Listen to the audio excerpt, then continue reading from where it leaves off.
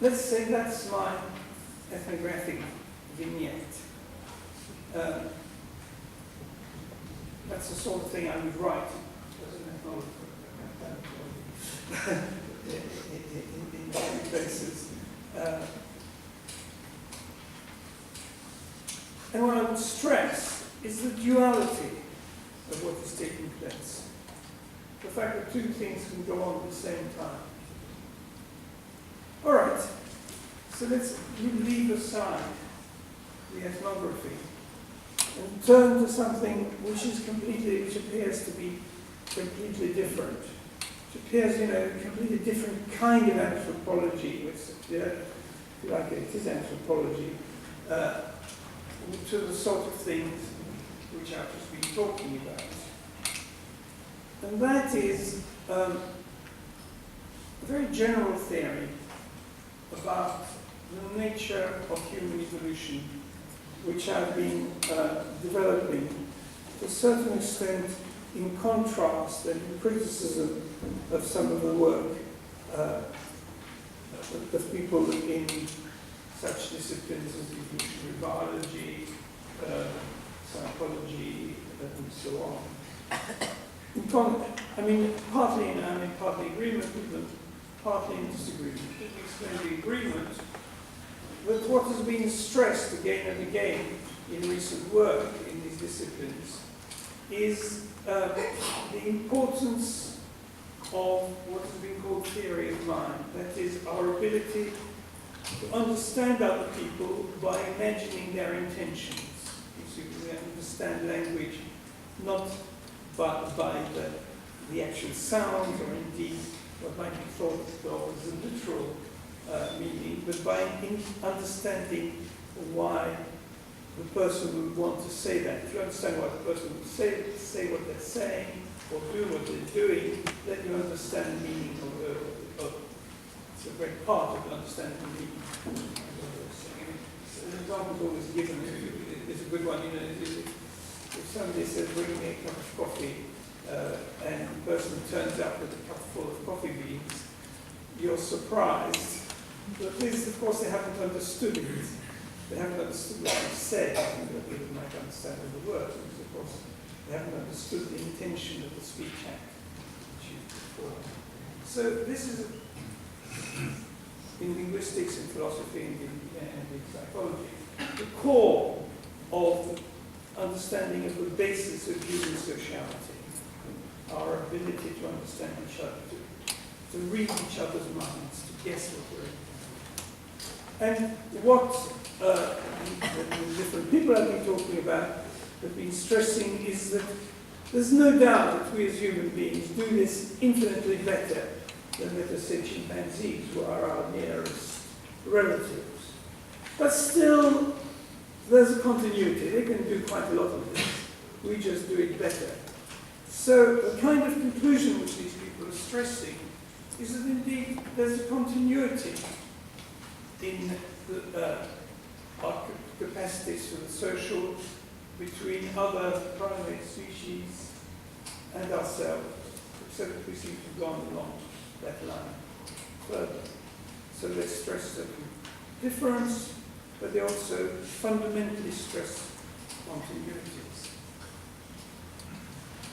Now, I agree with this. It's a tremendous amount of empirical work behind this kind of discussion. But if one just stops at that, it seems to me to be missing out a very clear discontinuity there is between chimpanzees and humans, let us say. And that is that we have a kind of double social system, which chimpanzees don't. But we have the system, of what British social structural anthropologists were talking about when they're talking about the roles and groups which seem to last in time, irrespective of the moment. So the kind of thing that I was talking about a moment ago changes from instant to instant, microsecond to microsecond. People sort of read each other's minds, look at each other's eyes, and so on.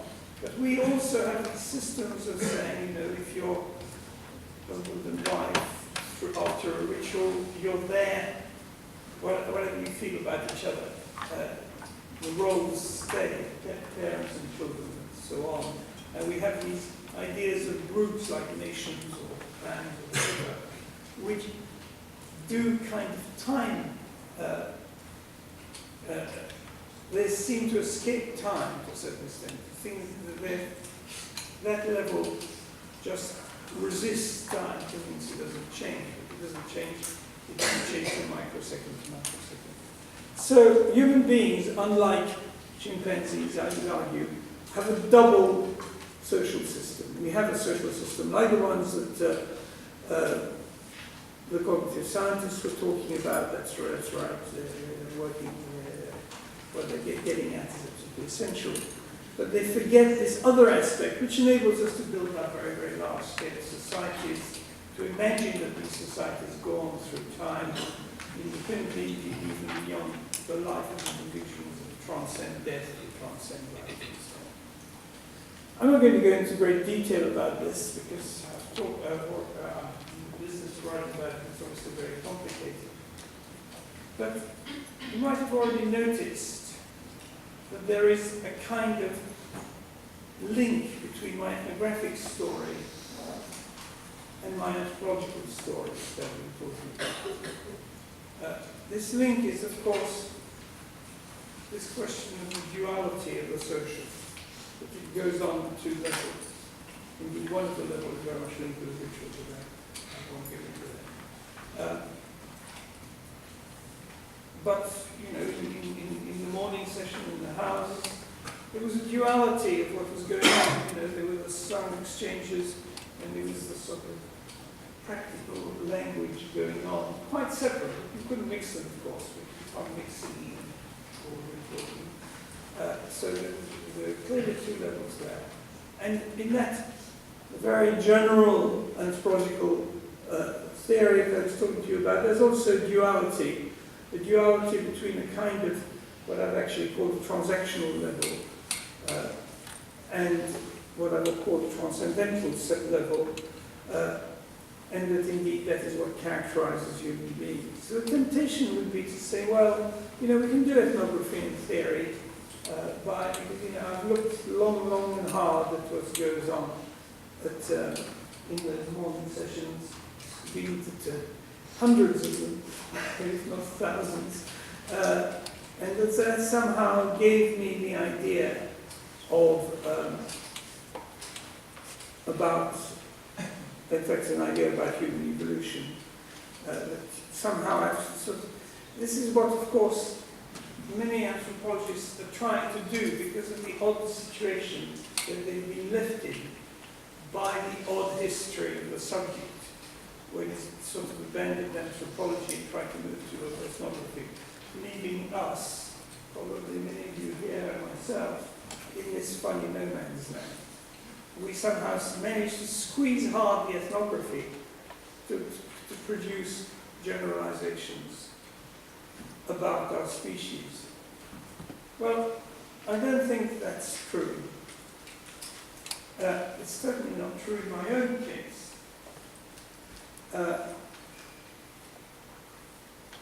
First of all, the theory doesn't actually come from my having watched lots of people in morning sessions. My theory comes from a whole lot of scientific research of all sorts. You know, people looking at chimpanzees, what chimpanzees are up to in captivity and in the wild, all sorts of things about neurology and so on, about the developments of capacities of imagination and so on. As you know, obviously I've taken in these elements of what I've seen, but the theory doesn't come from that. It's just not true. Though lots of anthropologists sort of like to pretend that that sort of thing happens, partly because of having been left in this funny no-man's land. I mean, the Manosky, for example, says, you know, sort of what is going on with programs, and I can generalize about human needs. That's just the wrong way to go. But in a way, that's the way that most are trying to go. So it's just not true. That's not how anthropology the anthropology doesn't come out of ethnography. It's also extremely dangerous in terms of the ethnography, because if one thinks of the ethnography as the source, or indeed the essence, of the general principles of anthropology one is looking for, you inevitably plunge into a kind, you sort of lose the integrity of the ethnography. Remember, when I was talking about what's going on in the morning, there are ideas about ancestors, there are ideas about punishment, which ancestors bring about, there are ideas about the significance of the directions of the points of the compass, about what bodily postures are. All the phenomena is the combination of all these things. At no stage do you see this duality of the social that I've been talking about. And to try to see it in that way just means that you're losing the value of what good ethnography does, which is to understand the kind of complexity of situations in which human beings find themselves. I would say the historical production of these particular cases. So, the first conclusion when I'm trying to think about the mess that we've been left in by the history of the subject is that we should not try to pretend that we're not in a mess, that we're not in the no man's land, that we can somehow stick together very easily generalizations and anthropological generalizations and ethnographic interpretations. So, having said that, let's not be too pessimistic when we look around into it. We shouldn't be too pessimistic as to how one is. And I think, to a certain extent, it would be too pessimistic. And the reason why it would be too pessimistic is that when we go back to the example about these morning sessions, in these sun morning sessions in this house in the forest in Madagascar. I don't think it's true to say that I could get general anthropological theory out of what I observed. On the other hand, the fact that I've been developing this kind of theory makes me look at the ethnography in terms of the general anthropological theory. You see, I'm sort of reversing the causation link that there is in, let's say, the Bloch example. I'm not going from the ethnography to the theory, as he wanted to do. I'm going from the theory to understanding more deeply the ethnography. I then begin to understand, without thinking this is an example of my theory, I begin to reflect about what was going on in the morning. And of course, there's no way that you can do ethnography without coming along with the whole baggage of inexplicit or sometimes explicit theories, which indeed will just make you understand other people. So, in other words, the anthropology deepens our understanding of the ethnography and produces it in such a way that it's not just a series of anecdotes. And similarly, there is an advantage to the fact that as an anthropologist, the product of a particular history, I've been landed in this funny situation of both doing anthropology and ethnography. And the advantage seems to me quite clear when I look at some of the work of some of my colleagues in cognitive science who haven't done the ethnography or haven't even thought about it. They've done the ethnography, of course, because we're doing it all the time, clearly. But they haven't really thought about it in the same terms as their theoretical development. Because, of course, they then never actually faced the extraordinary complexity of the situations in which our lives are placed. There are all kinds of factors, historical, ecological, psychological, biological, and so on, all combined to produce this extraordinary richness. which in fact is such a problem with literature to the right in anthropology. Because, you know, by the fact that I know what's going on in Madagascar, I'm forced to think about the places where the product of that evolution has placed us in a way which is quite different from those of my colleagues who haven't been forced to think about it. Of course, the ethnography that Srinivas long ago pointed out, if you go somewhere miles away like Madagascar, it also makes you do ethnography continually in your own society.